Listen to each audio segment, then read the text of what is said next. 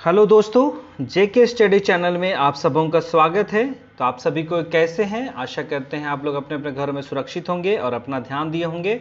और आशा करते हैं जो लोग नागपुरी लैंग्वेज का परीक्षा देते हैं, परीक्षाओं में लैंग्वेज में नागपुरी रखे हैं, वो लोग 11 बजे का क्लास को मिस नहीं करते हैं, यही आशा करते हैं। तो आज का जो टॉपिक है वो है प्रधानमंत्री नरेंद्र मोदी का यूएई का दौरा। इससे पहले जो 26 से 27 तारीख तक जर्मनी में G7 का शिखर सम्मेलन हुआ था, वहाँ पे हमारे देश भारत को निमंत्रण दिया गया था और इसका प्रतिनिधित्व हमारे देश के प्रधानमंत्री नरेंद्र मोदी के द्वारा किया गया था। और वहाँ सफलतापूर्वक सम्मेलन में वे शामिल हुए और कई बातों को संबोधन किया और अन्य देश के प्रमुखों के साथ मिला और कई बातों पे उन्होंने चर्चा की है और द्विपक्षीय बातों पे कुछ न कुछ डिसीजन लिए हैं। और उसी के साथ वो जो सम्मेलन हुआ जी शिखर सम्मेलन, वो सफलतापूर्वक संपन्न हुआ। और ये सम्मेलन समाप्त करने के बाद हमारे देश के प्रधानमंत्री नरेंद्र मोदी वो यूएई का दौरा करने के लिए चले गए थे। ठीक है, तो उसी पे विशेष ये आज का क्लास है। तो चलिए, यूएई दौरा हुआ और वे किस लिए गए और वहाँ पे क्या बातें हुए, उन सारे बातों को आज के इस वीडियो में देखने का प्रयास करेंगे। तो चलिए बिना देरी के आज के सेशन को शुरू करते हैं। तो पहला यहाँ पे हम लोग देख रहे हैं जो यूएई दौरा हुआ था, वो नरेंद्र मोदी 28 जून को यूएई दौरा पे गए थे।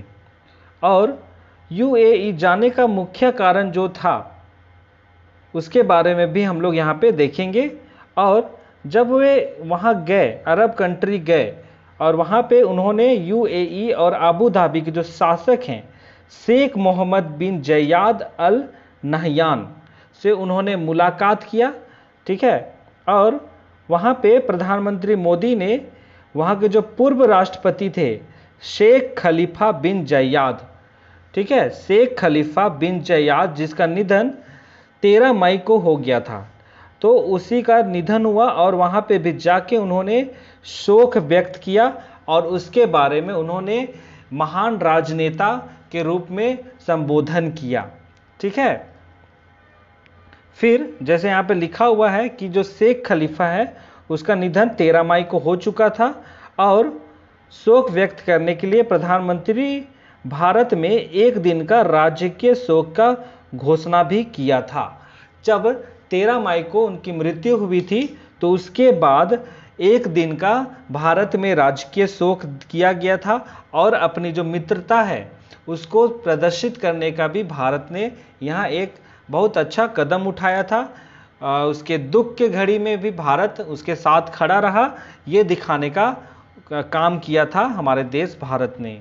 ठीक है, फिर यहाँ पे हम लोग देखते हैं जो प्रधानमंत्री वहाँ यूएई दौरा गए, वहाँ जाके उन्होंने जो दोनों देश के प्रमुख हैं उन्होंने बैठक किया और वैश्विक और कल्याण समृद्धि व अन्य मुद्दों पर उन्होंने चर्चा किया।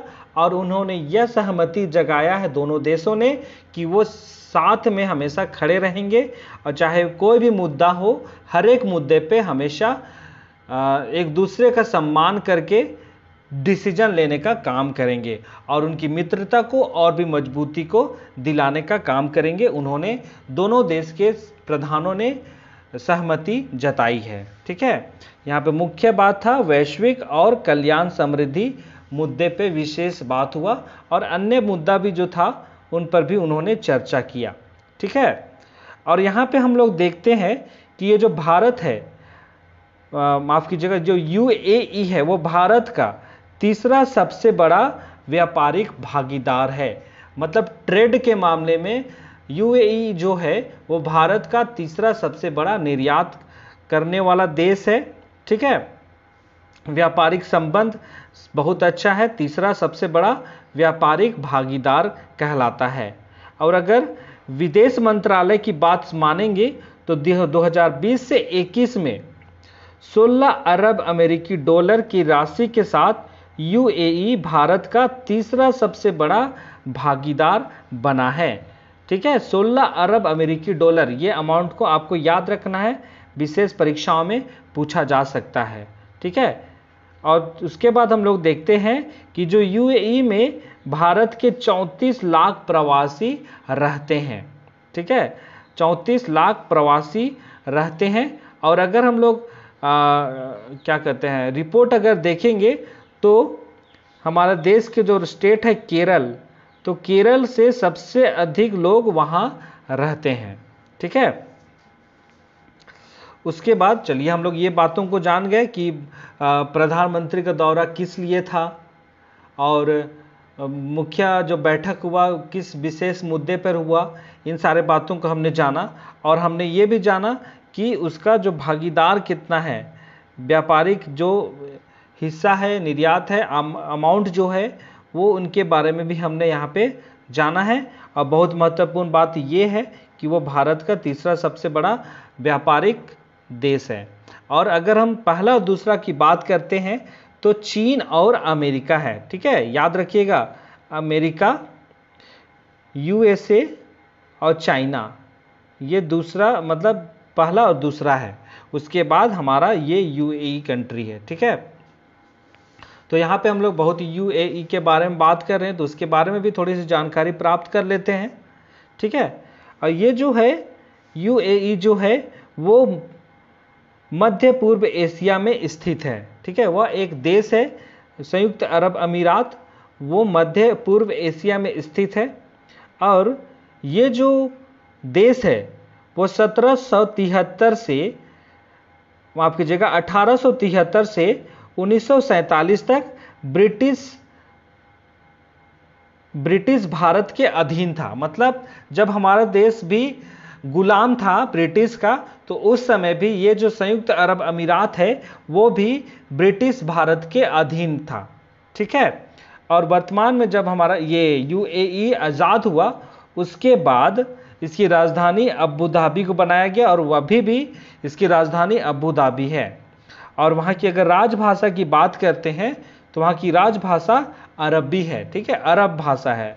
और अगर अन्य भाषा की बात करते हैं, वहाँ जो क्षेत्रीय भाषाएं बोली जाती है वो अंग्रेजी, उर्दू, हिंदी और फारसी बोली जाती है। ठीक है, और हिंदी इसलिए भी बोली जाती है क्योंकि वहाँ ज़्यादा से ज़्यादा संख्या में भारतीय वहाँ रहते हैं।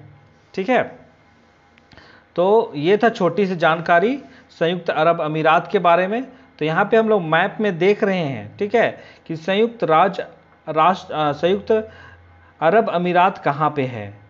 तो ये है आपका यहाँ पे। ठीक है, वैसे ये जो आप देख रहे हैं ये जो रेड वाला वो सऊदी अरब है। ठीक है, वैसे यहाँ पे सऊदी अरब अमीरात जो है वो सिर्फ अरब के लिए नहीं बल्कि वहाँ पे बहुत सारे देश हैं। ठीक है, तो वहाँ यहाँ पे आपका है। ठीक है, मध्य एशिया, इसी को कहते हैं पूर्व मध्य एशिया।